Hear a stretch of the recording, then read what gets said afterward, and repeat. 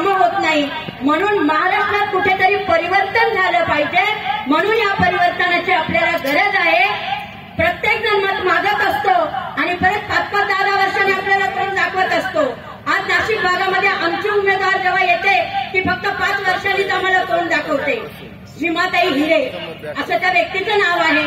तर 5-5 वर्षांनीच ते आम्हाला दिसते, कारण 5 वर्ष काय होतं ते त्यांना काहीही माहित नसतं। म्हणायला मतदान कमळाला द्या, जातीयवादाचा मुद्दा उपस्थित करून, धर्माच्या पलीकडे काही गोष्टी करून आणि दिव्यांगाची किंवा जनशक्ती पक्षाची किंवा बाकीच्या जनतेची जी दिशाभूल होत आहे अशी आपण दिशाभूल करू नये। या माध्यमातून आज आमचे दिव्यांगांचे हृदय सम्राट, ज्यांना दिव्यांगांच्या बाबतीत आम्ही म्हणतो की आमचे दिव्यांगांचे हृदय सम्राट आमचे बच्चूभाऊ कडू आज इथे उपस्थित झाले। आपल्याला संबोधण्यासाठी वेळ घेत नाहीये, कारण वेळ थोडा असल्यामुळे भाऊंचंही तुम्हाला ऐकायचं आहे।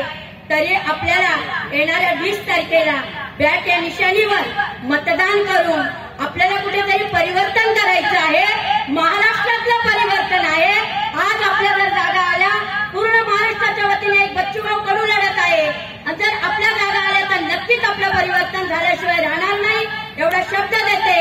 आणि बच्चूभाऊ कडूंना जसे तुम्ही फोन करतात तसे गुरुदेव भाऊ सुद्धा आपल्यासाठी या निफाड तालुक्यातील उपलब्ध होतील। आणि असेच एक आमदार जर आपले उपलब्ध झाले तर नक्कीच आपली ताकद वाढल्याशिवाय राहणार नाही। माझ्या बंधू आणि भगिनींनो, या माध्यमातून तरी येणाऱ्या 20 तारखेला आपल्या गुरुदेव भाऊंच्या बॅटीला या निशाणीवर मतदान करून यांना भरघोस मतांनी आपल्याला निफाड तालुक्याच्या वतीने विजयी करायचं आहे। जय महाराष्ट्र, जय हिंद।